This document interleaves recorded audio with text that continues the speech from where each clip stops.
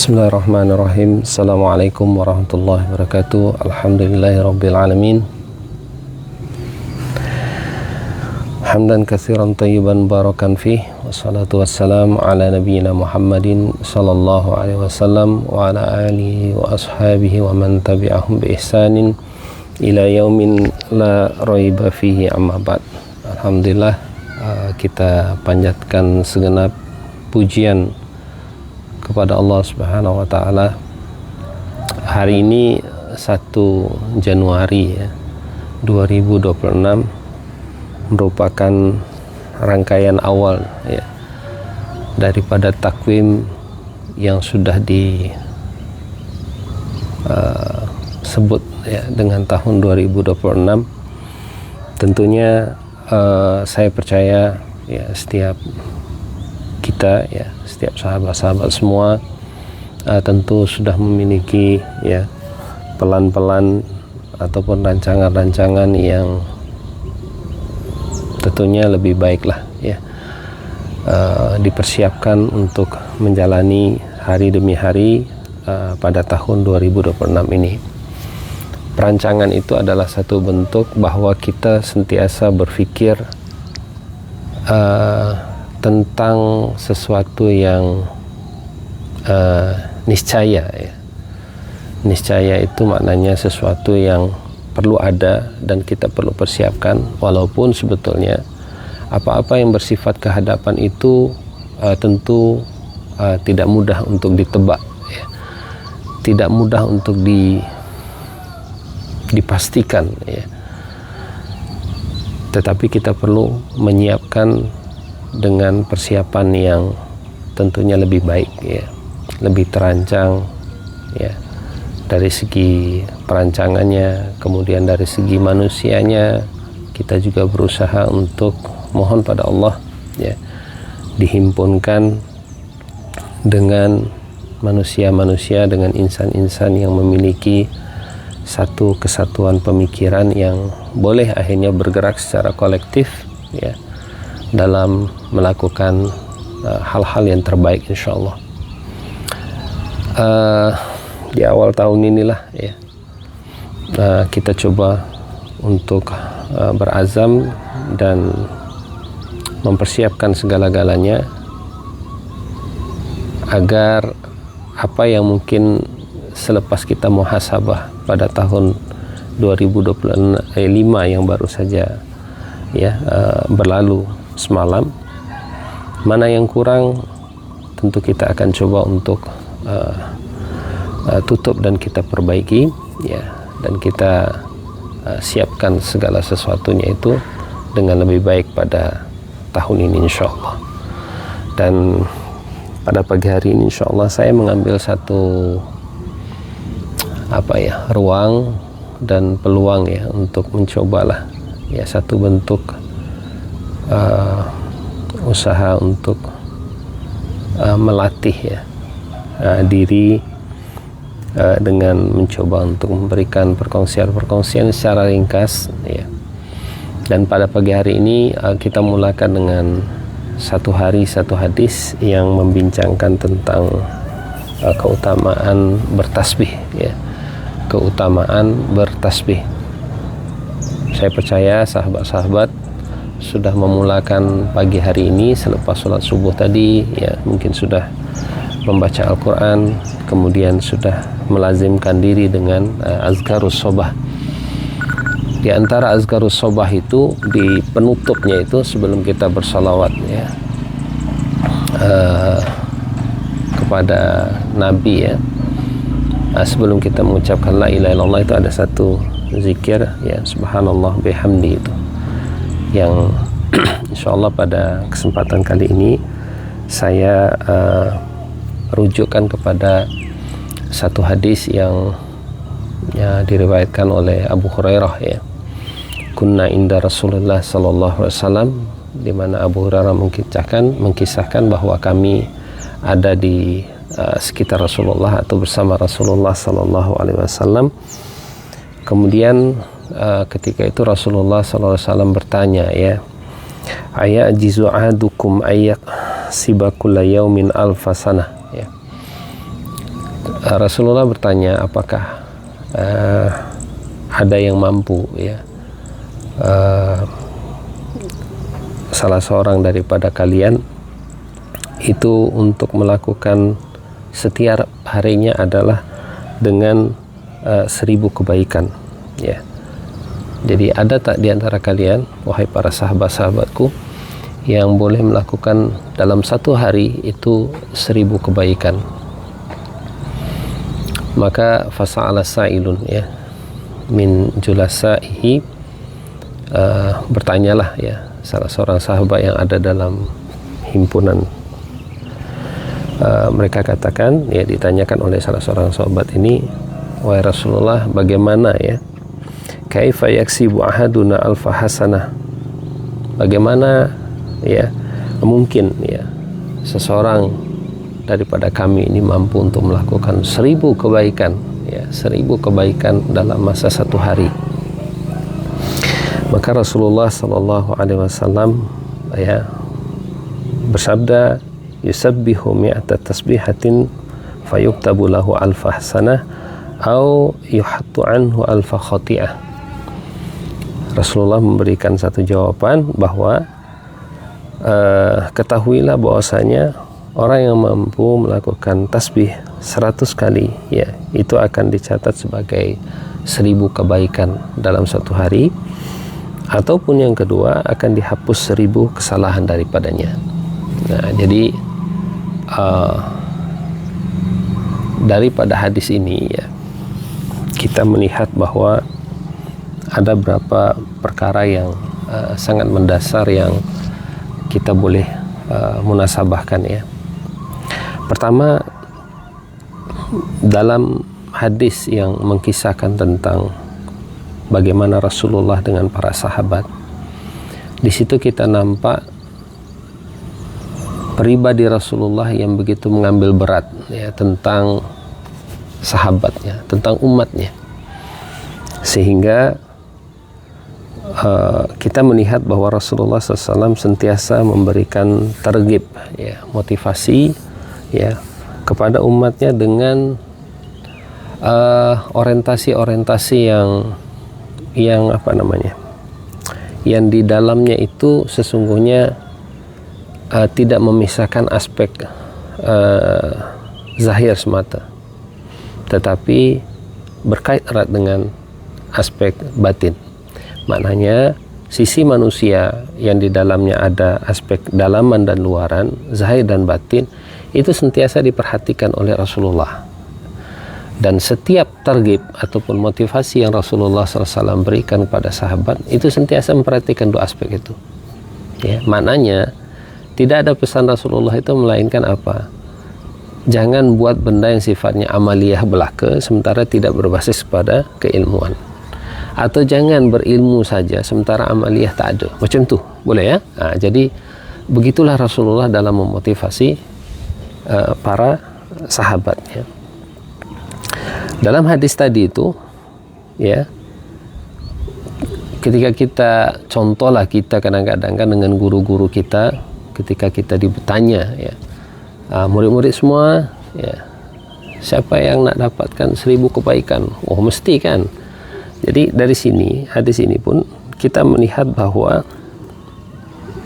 ada kecenderungan asas, ya, dari dalam diri kita sebagai manusia itu berusaha untuk melakukan kebaikan. Namun kebaikan itu ternyata tidak cukup, ya, kalau hanya sebatas lintasan niat belaka, ya, tetapi dia perlu untuk adanya sinergi kolbu dan juga nafsu, ya kan. Contoh, ya, kalau kita sebut dalam beberapa hadis lain, misalnya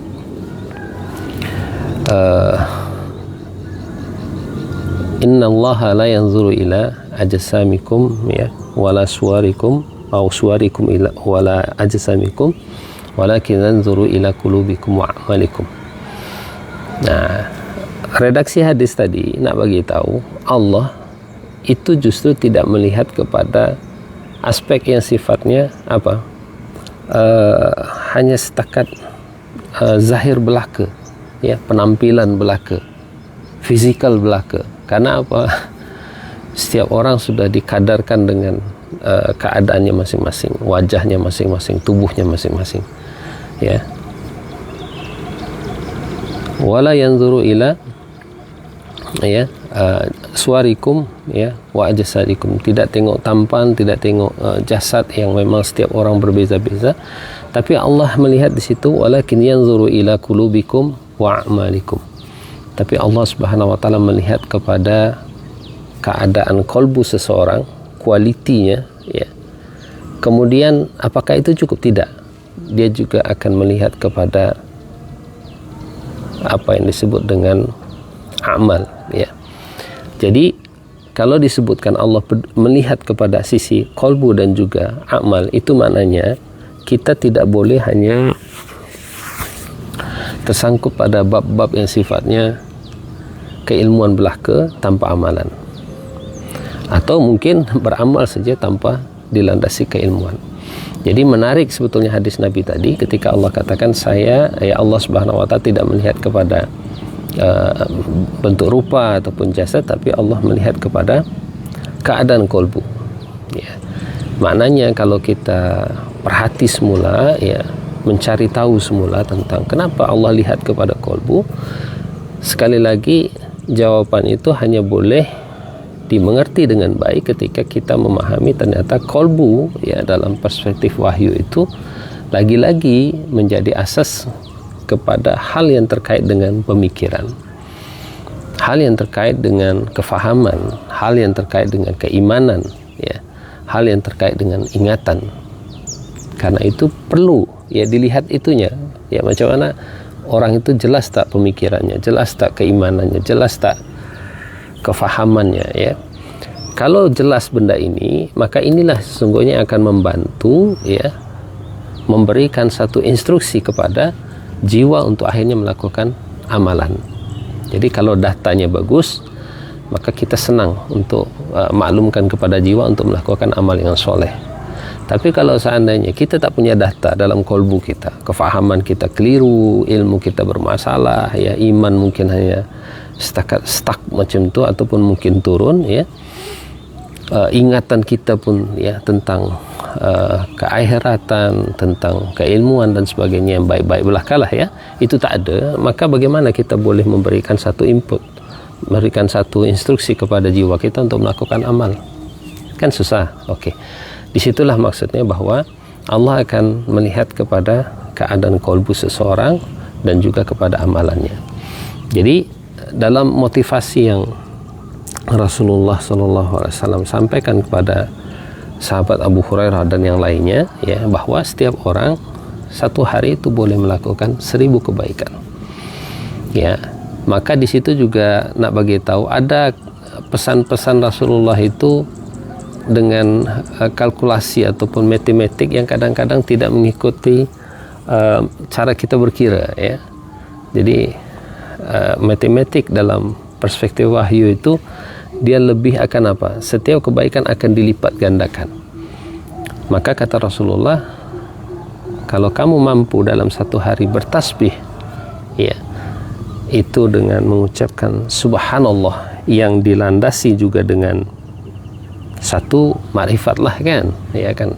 Jadi kalau kita bertasbih itu maknanya kita kan mensucikan Allah. Ketika kita mensucikan Allah, itu mau tidak mau kita mesti berusaha untuk mengenali Allah Subhanahu wa taala. Ya, kenapa dia layak untuk ditasbih, dibersihkan dari segala hal-hal yang kurang, ya, yang lemah, yang memang tidak patut disandarkan kepada Allah. Ya, karena itu tasbih ini sebetulnya juga satu biasan sebetulnya. Dia bukan benda yang okey lah kalau setakat kita cakap subhanallah, subhanallah, subhanallah. Tapi pemikiran kita, ya, itu tidak ada data. Kita pun tidak memiliki satu makrifat yang baik tentang nama-nama Allah Subhanahu wa taala. Yang nama-nama Allah itu, ya, bukan sebatas nama ataupun sifat, tapi Allah juga punya tindakan-tindakan, af'al dia, ya, yang mungkin dihadirkan di alam semesta ini, ya, mungkin juga di dalam diri kita. Dan ketika kita melihat, kita mengenali Allah, ya, dengan sifat dan nama-namanya tadi, kemudian dia bertindak di alam semesta, ya, dan juga ke atas diri kita. Disitulah setiap kita menemukan sesuatu yang ada, ya, tindakan Allah itu, spontanity ataupun spontanitas untuk kita menyebut subhanallah itu akan terkeluar, ya, dengan sendirinya. Nah, jadi itu kita memahami zikir itu juga harus jelas, ya. Jangan memahami zikir itu hanya pelafasan. Pelafasan itu adalah biasan daripada adanya data dalam kolbu kita, ya, berkaitan dengan apa yang disebutkan dalam Al-Quran, ya, sehingga kita misalnya tengok satu fenomena itu, kita tazakkur langsung, kita ingat, dan akhirnya spontan akan mengeluarkan zikir itu. Jadi bukan hanya sebatas igawan lisan, ya, dia harus dilandasi dengan sebuah ma'rifat, dilandasi dengan ilmu, ya, ditopang dengan data-data yang ada dalam kolbu kita. Nah, jadi yang ketiga yang kita boleh kongsikan, bahwa kebaikan ialah sesuatu yang menenteramkan. Sesuatu yang menenteramkan, dia bersumber daripada suasana dalaman kolbu, ya. Maknanya Rasulullah pernah memberitahu kepada sahabat itu, ya, tentang kebaikan itu adalah sesuatu yang menenteramkan. Jadi pastikan, ya, dalam keadaan kolbu itu terkawal betul-betul dengan pengisian yang baik. Sehingga kalau pengisiannya baik, ya, itu yang kata Rasulullah kepada sahabat yang bertanya tentang kebaikan itu, istafti kolbak itu, ya. Dalam keadaan kolbu kamu mampu untuk menampung, ya, petunjuk-petunjuk wahyu itu, ya, tersimpan dengan data yang baik, ya, maka ketika awak nak bertanya tentang kebaikan, kadang-kadang tak perlu pun tanya ke mana-mana. Tanya dalam keadaan tanya kepada kolbumu, maka dia akan mampu untuk memberikan jawaban-jawaban. Di antara isyarat jawaban daripada kolbu itu, kita akan merasa tenang, ya, ketika melakukan satu kebaikan. Kalau melakukan satu kebaikan kita tenang, ya, itu maknanya apa yang kita lakukan itu kebaikan, ya. Tetapi agak susah untuk kita meminta fatwa kepada kolbu itu kalau ternyata dominasi hawa itu lebih dominan berbanding dominasi wahyu. Jadi lawan kepada wahyu itu adalah hawa. Wa ma yantiqu anil hawa in huwa illa wahyu yuha, ya kan? Jadi lawan kepada wahyu itu hawa. Kalau kolbu kita tidak diisi dengan data-data wahyu, dengan petunjuk-petunjuk wahyu, maknanya dia tidak mampu menyerap, ya, menyimpan, ya, petunjuk Al-Quran ataupun petunjuk Nabi SAW, maka yang lebih dominan itu hawa. Nah, ketika hawa yang dominan, ya, ini yang akhirnya kita susah untuk minta fatwa kepada kolbu, sebab dia data tak ada, yang ada hawa. Nah, jadi istafti kolbak itu, minta fatwa kepada kolbu itu, pastikan dalam keadaan kolbu kita itu memang sentiasa aktif, ya, untuk berinteraksi dengan Al-Quran, ya, berinteraksi dengan hadis-hadis Nabi, berinteraksi dengan keilmuan, ya, berinteraksi dengan circle-circle, ya, ataupun persekitaran-persekitaran yang justru menopang, ya, pengukuhan daripada dalaman itu. Kemudian juga daripada hadis yang saya sebutkan di atas tadi tentang keutamaan tasbih, ya, di mana setiap orang satu hari boleh melakukan 1000 kebaikan. Di sini menunjukkan bahwa Allah Subhanahu wa Ta'ala itu asy-syakur, ya. Allah Subhanahu wa Ta'ala itu asy-syakur. Teringat kita tentang satu ayat, ya, la in syakartum la azidannakum wa la in kafartum inna adzabi lasyadid itu. Jadi la in syakartum di situ dimulakan dengan satu satu soalan lah, ya, yang perlu kepada jawaban, di mana ketika kalian, ya, mampu untuk bersyukur, maka kata Allah la azidannakum, ya, pada redaksi la'azidannakum itu Allah sendiri menyebut bahwa itu sudah, kalau perhatikan ya dari disiplin nahwu itu insyaallah itu huruf-huruf itu semua punya fungsi ya.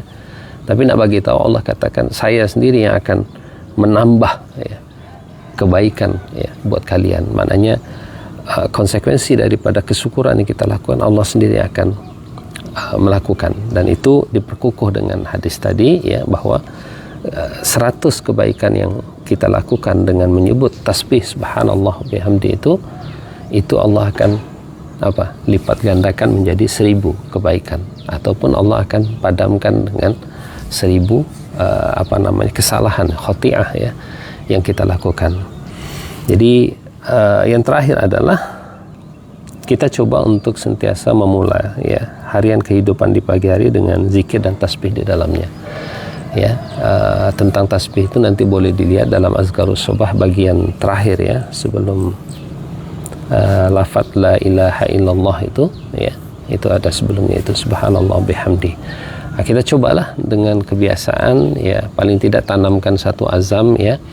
Di tahun 2026 ini mungkin ada yang belum pernah tahu ya tentang zikir-zikir pagi dan petang. Coba dimulakan dengan dapatkan ya buku-buku zikir pagi petang,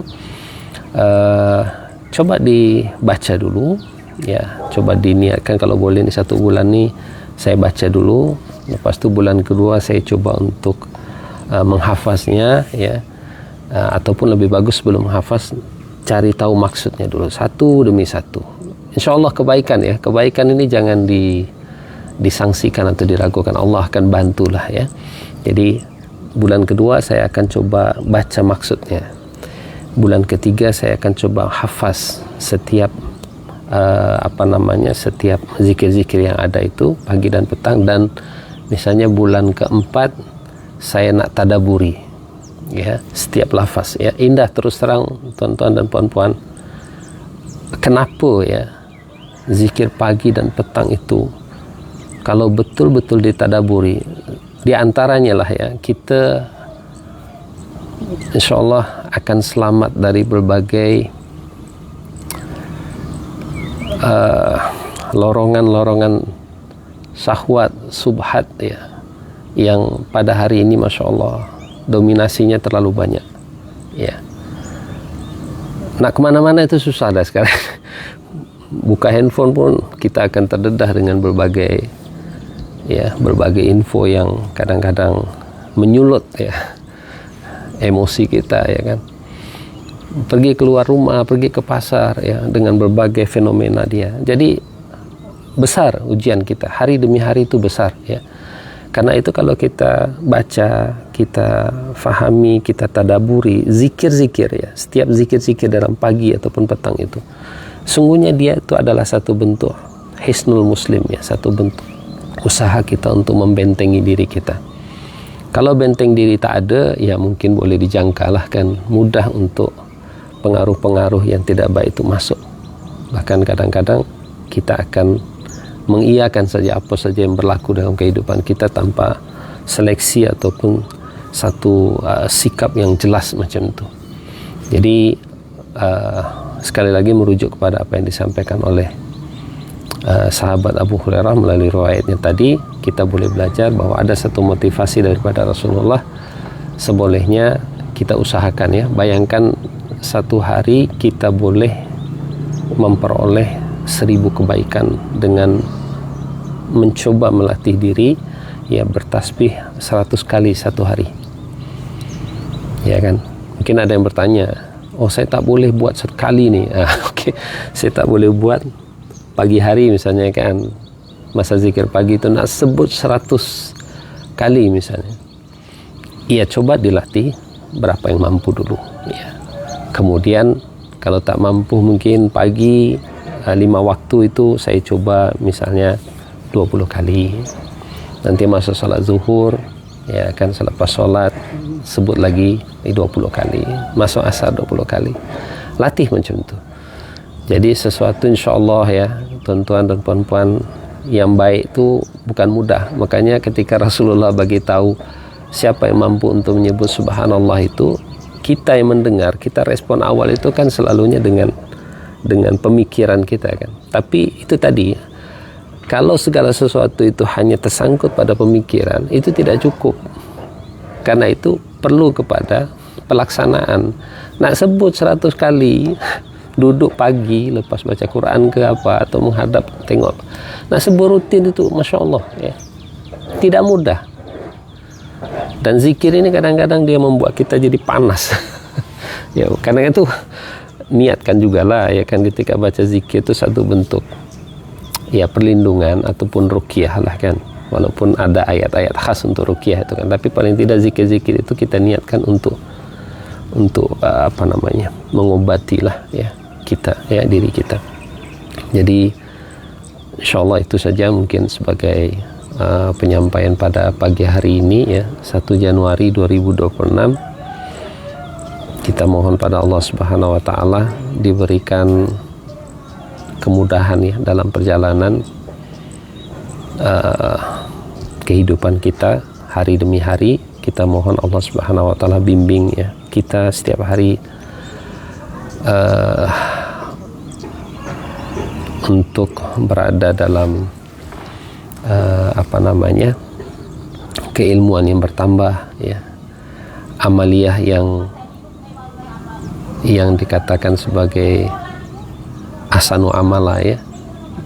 Jadi seiring benda itulah ya, ilmu ada kemudian beramal, ilmu ada beramal. Itu kan contoh yang disampaikan oleh para sahabat selalunya. Sahabat ini dia bukan jenis grab ilmu ya, hari demi hari semua benda nak diambil ya kan, tak. Dia dapat satu benda kemudian dia balik ya, dia bincangkan dengan keluarga macam mana nak buat benda ini jadi real ya, jadi nyata dalam kehidupan, sampai betul-betul dibuat dan jumpa lagi dengan Rasulullah sallallahu alaihi wasallam. Nak tunggu lagi yang baru, apa lagi benda yang baru. Pagi ini juga satu bentuk motivasi, targhib ya buat diri saya ya, keluarga saya, sahabat-sahabat semua ya.